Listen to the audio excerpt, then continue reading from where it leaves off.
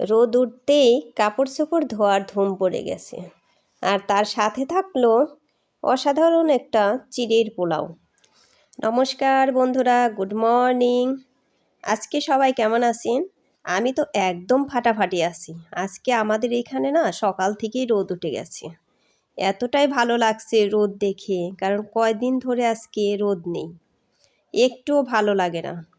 আর আজকে ঘরে শুয়ে শুয়েই দেখলাম যে রোদের জিল এসে গেছে, তখন তো একদমই ভালো লাগলো। আর এই যে সকালে আজকে ব্রেকফাস্টে হবে চিড়ের পোলাও, তার জন্য কিন্তু এই যে বাদাম ভেজে নিলাম আগে। তারপর এখন এই যে সবজি দেব হচ্ছে আলু গাজর, এগুলো আর বেশি কিছু দেব না। আর সাথে থাকবে পেঁয়াজ রসুন এইগুলাই। তার জন্য আলু গাজর এগুলো আগে আমি ভেজে উঠিয়ে নেব, তারপরেই কিন্তু পেঁয়াজ কুচি রসুন কুচি এগুলো দিয়ে দেবো, আদা কুচি কুচি সব কিছু দিয়ে দেব। এখন এগুলো একটু লবণ দিয়ে আমি ভালো করে ভেজে নেব। ভাজা কিন্তু আমার হয়েই গেছে, এখন এই যে উঠিয়ে নিচ্ছি। এর মধ্যে হলুদ দিইনি তো, সেই জন্য কিন্তু তেমন বেশি ভাজার মতো দেখা যাচ্ছে না। এই তো এগুলো কিন্তু উঠিয়ে নিলাম। এখন আমি সোমবারে একটা তেজপাতা আর 2টা শুকনা মরিচ দিয়ে দিলাম, কারণ এই সব শুকনা মরিচ দিলে পরে সেন্টটা কিন্তু খুব ভালো আসে, আমার কিন্তু খুবই ভালো লাগে এই শুকনা মরিচের সেন্টটা। এখন এই যে 5 ফোড়ন দিয়ে দিলাম সোমবারে, তারপরে পেঁয়াজ কুচি রসুন কুচি সব কিছুই কিন্তু দিয়ে দেব। আর এই যে কাঁচামরিচও দিয়ে দিলাম, এর মধ্যে কাঁচামরিচ 3টা দিয়েছি মাত্র, বেশি দেব না। এর মধ্যে একটু কম কম ঝাল হলেই ভালো হবে এগুলো। এখন এই যে এগুলো কিন্তু ভালো করে আমি ভেজে নেব। আর গরম মশলাও এর মধ্যে দিয়ে দিলাম। এখন এই যে নাড়াচাড়া করে ভালো করে ভেজে নেব। আর এগুলো নাড়াচাড়া করতেই থাকতে হবে, তার কারণ অল্প তেমন বেশি না, সেই জন্য নিচ থেকে পুড়ে উঠতে পারে। সেই জন্য আমি নাড়াচাড়ায় কিন্তু একভাবেই করছি। আর এই যে ভেজে রাখা আলু গাজর এগুলো দিয়ে দিচ্ছি, বাদামগুলো আমি একটু পরে দিয়ে দেব, কারণ ওগুলো তো আর আমার বেশি রান্নার দরকার নেই, ওগুলো তো ভাজা বাদাম হয়েই গেছে, ওগুলো রান্না ওই পরে দিয়ে দেব।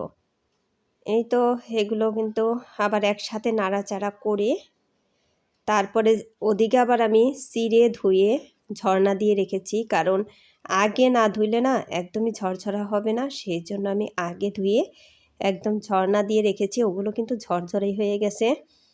আর আমি একটু হলুদ দিয়ে দিলাম, কারণ হলুদ দেওয়াতে কালারটা কিন্তু সুন্দর হবে। হলুদের গুঁড়ো কিন্তু তেমন বেশি দেওয়া যাবে না, কারণ বেশি দিলে আবার গন্ধ হবে, হলুদে কাঁচা হলুদের গন্ধ লাগবে, সেই জন্য কিন্তু তেমন বেশি দেওয়া যাবে না। আমি বাদামগুলো দিয়ে দিলাম। এখন এই যে চিড়ে গুঁড়ো দেওয়া, চিড়ে গুঁড়ো না সরি চিড়ে ধুয়ে রাখা চিড়ে এগুলো কিন্তু দিয়ে দিলাম। এখন এই যে নাড়াচাড়া করে ভালো করে আমি ভেজে নেব। সেন্টটা কিন্তু দারুণ আসছে। আর চিড়ের পোলাওটা এতটাই মজা হয়েছিল, খুবই মজা হয়েছিল। তারপরে এই যে ঘি দিয়ে দিলাম, 2 চামচের মতো ঘি দিয়ে দিলাম। ঘি একদম জমে মনে হয় শক্ত হয়ে আছে। এখন এই যে নাড়াচাড়া করতে করতে গলে যাবে, গরম পেলে তার ঘি থাকবে না, শক্ত নরম হয়ে যাবে। এখন এই যে দেখেন কত সুন্দর লাগছে, খুবই সুন্দর সেন্ট বের হচ্ছে। আর খাওয়ার সময় কিন্তু এতটাই ভালো লেগেছিল। এই তো আপনাদের দাদাকে দিয়ে দিলাম, তারপরে আমিও বসে যাব গরম গরম খাওয়ার জন্য। এই তো তারপরে এই যে কাপড় চোপড় ধুয়ে দেওয়া হয়েছে। আর রোদ উঠতেই কাপড় চোপড় ধোয়ার কিন্তু একদম ধুম পড়ে গেছে। রোদ থাকলে কিন্তু একদমই বসে থাকতে ইচ্ছে করে না, মনে হয় ধোয়ার কিছু থাকলে পরে ধুয়ে নিই।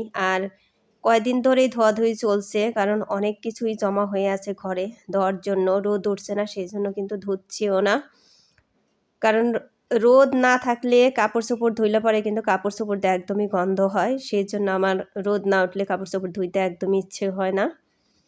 এই যে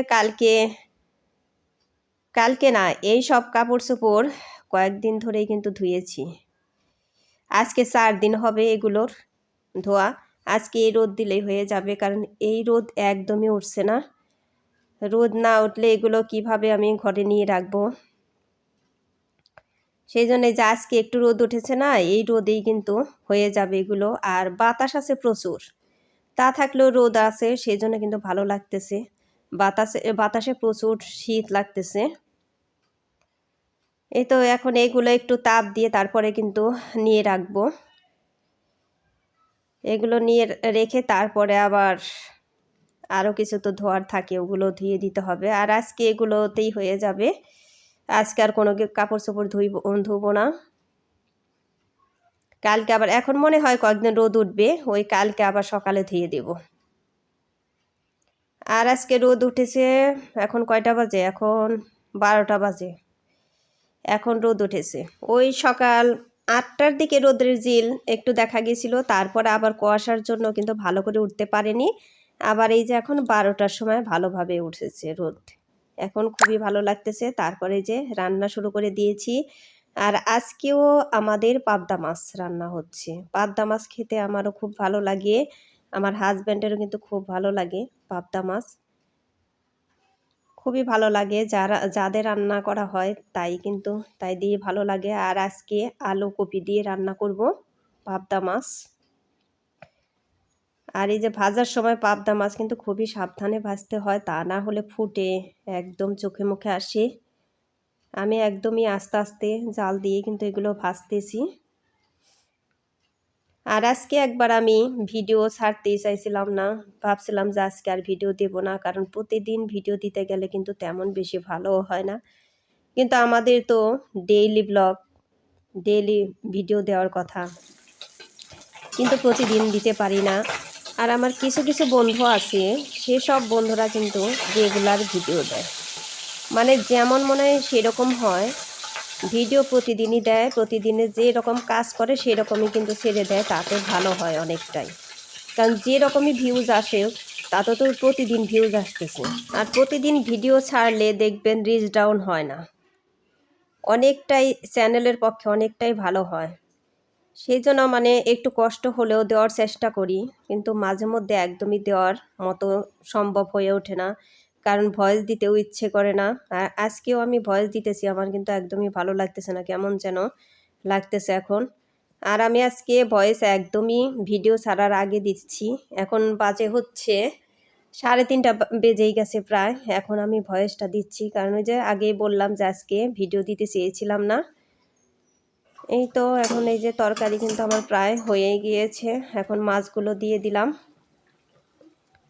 এই মাছগুলোর সেন্টটাও আমার খুব ভালো লাগে, আর খেতেও না খুবই ভালো লাগে, একদমই টেস্টি লাগে এই মাছগুলো। এখন এই যে একটু হাই ফ্লেমে জাল দিয়ে জিরে গুঁড়ো দিয়ে কিন্তু তরকারিটা নামিয়ে নেব। এই তো রান্না বান্না প্রায় হয়েই গিয়েছে, এখন এই যে তারপরে চুলা টোলা পরিষ্কার করে নেব। তরকারিটা আমি নামিয়ে নিলাম। তরকারিটা খেতেও কিন্তু খুবই ভালো হয়েছিল। আর এই দিনে কপির তরকারি ভালো হবে না, এটা কি হতে পারে? খুবই ভালো হয়েছিল তরকারিটা। এখন এই যে শাক ভাজি করে নেব। আর শাক কিন্তু মরিচ আমার জন্যই ভেজে নিলাম, শুকনা মরিচ। আর আজকে হচ্ছে বেথুয়া শাক, এগুলো আমি যে পেঁয়াজ রসুন দিয়ে ভাজবো, কারণ বেথুয়া শাক দিয়ে একটু পেঁয়াজ রসুন না দিলে কিন্তু খেতে ভালো লাগে না। আর এই সময় তরতাজা কত ধরনের শাক যে পাওয়া যায়, সব ধরনের শাক খেতেই কিন্তু ভালো লাগে, তাই না? এই তো শাকগুলো দিয়ে দিলাম, এখন আমি ভালো করে ভেজে নেব।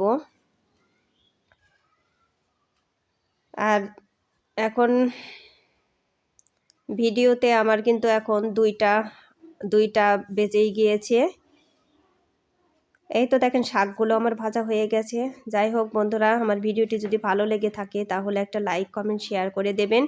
আর চ্যানেলে নতুন হয়ে থাকলে একটা সাবস্ক্রাইব করে বন্ধু হয়ে আমার পাশে থেকে যাবেন। এই তো আজকে রান্না বান্না খাওয়া দাওয়া সব কিছুই কিন্তু কমপ্লিট হয়ে গেছে। এখন আবার এই যে পরের দিন সকালে গুড মর্নিং, সকাল মানে এখন 10টা বাজে। এই তো তারপরে এই যে কাপড় চোপড় আজকে আবার ধুয়ে দিয়েছি কতগুলা। আর এই যে চাদরটা ভিজা ছিল, আর এই যা ভিজা ছিল ওইগুলো সকালে দিয়ে গিয়েছিলাম, এগুলো কিন্তু একদম শুকিয়ে গেছে। বললামই তো এখন মনে হয় কয়েকদিন রোদ উঠবে, আজকেও কিন্তু প্রচুর রোদ উঠেছে দেখেন। বাতাস আছে, বাতাস থাকলেও সমস্যা নেই, আজকেও দারুণ রোদ। রোদে এসে না খুবই কিন্তু ভালো লাগতেছে। এই যে আজকে শাশুড়ি মার কাপড় চোপড় ধুয়েছি, কারণ কত দিন ধরে আজকে রেখে গেছে, আজকে 8-9 দিন ধরে কিন্তু রেখে গেছে এই সোয়েটার চাদর এগুলো আমি ধুইতেই পারতেছি না, কিভাবে ধুইবো? কারণ রোদ তো একদমই উঠতেছে না, আর এগুলো তো রোদ ছাড়া কাজই হবে না। এই যে সোয়েটার, গেঞ্জি, চাদর এগুলো তো হালকা জিনিস না, তাই না? রোদ না উঠলে একদমই শুকাইতে চায় না। আর এখন রোদ ছাদে কিন্তু এই সাইডেই পাবে শুধু, আর এই সাইডে পাবে না। আর কিছুদিন পর থেকে আবার পুরা ছাদে রোদ পেয়ে যাবে। এই তো আজকে ধুয়ে দিলাম। আমার কিন্তু আজকে অনেকটাই হালকা লাগতেছে, কারণ কয়েকদিন ধরেই আমি কাপড় চোপড় ধুইতেছি। ঘর একদম এখন ভালো হয়েছে, ঘরে মানে এইগুলোতে মনে হয় বোঝাই হয়েছিল। যাই হোক, ভিডিওটি এখানেই শেষ করছি। সবাই ভালো থাকবেন, সুস্থ থাকবেন এই কামনা করে ভিডিওটি শেষ করছি। Tata, bye bye.